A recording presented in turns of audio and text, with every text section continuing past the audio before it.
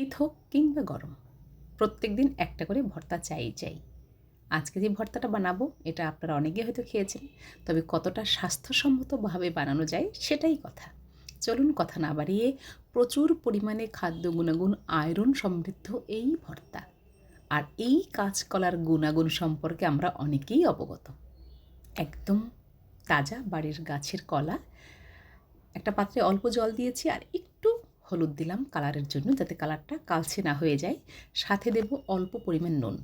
আর এই জলটা কিন্তু ফেলে দেব না, একদম সিদ্ধ হতে হতে জলটা শুকিয়ে যাবে।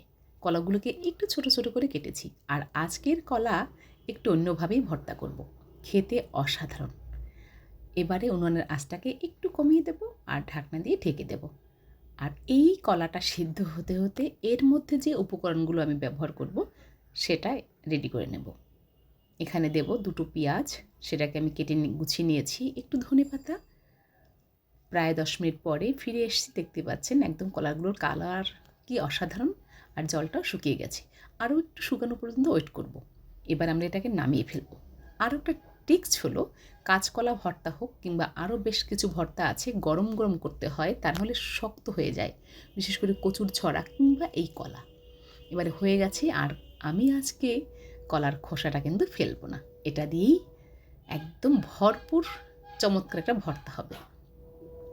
ইতিমধ্যে শুকনো লঙ্কা ভেজে নিয়েছি, লঙ্কাগুলো ভেঙে ভিতরের দানাটা ফেলে দিয়েছি রক সল্ট, যেটা আমরা কাঁচা খাই। এই নুনটা শরীরের জন্য বেশ ভালো।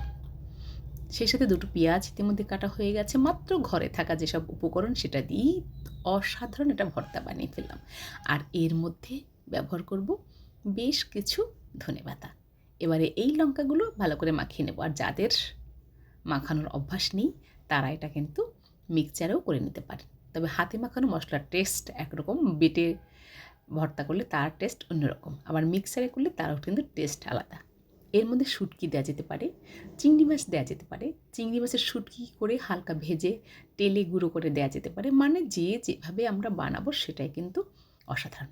আমি গামলার মধ্যে নিয়ে এভাবে খুন্তি দিয়ে এভাবে করছি, তার কারণ হলো খোসা যেটা রয়েছে ওটা একদম সিদ্ধ হওয়ার পরে টুকরো টুকরো হয়ে গেছে। আর এই একটু গরম গরম থাকা অবস্থায় হাত দিয়ে ভালোভাবে চটকে মাখাতে হবে। কথায় আছে কাঁচকলা ভর্তাটাকে একটু চটকে মাখাতে হয়।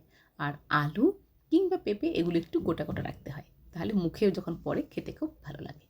এবারে এই মাখানো মশলাটা এই গামলার মধ্যে ঢেলে দিলাম। এটা পরিমাণ বুঝে আমরা মশলাটা ব্যবহার করব। যতটা দিয়েছি একদম দুটো কলার জন্য পারফেক্ট। আর কলাটাও রয়েছে শতভাগ অর্গানিক, বাড়ির গাছের কলা। সত্যি অসাধারণ। বিশেষ করে বাচ্চা থেকে বড় সবারই দরকার এই কাঁচকলা, প্রচুর পরিমাণে আয়রন সমৃদ্ধ। আর কাঁচা পেঁয়াজ দিয়ে ভর্তা কিন্তু সাথে সাথে খেয়ে ফেলতে হবে, তা নাহলে একটু গন্ধ হতে পারে। এবারে এই পাত্রের মধ্যে তুলে পরিমাণ মতো সর্ষের তেল, আমি কাঁচা তেলটা ব্যবহার করছি, তবে এই তেলটা যদি হয় আরও খাঁটি তাহলে তো কথাই নেই, অসাধারণ একটা ফ্লেভার হয়ে গেছে। আর কোনো কিছুই ব্যবহার করছি না। এবারে আমরা এটাকে নামিয়ে গরম গরম ভাতের সাথে পরিবেশন করব।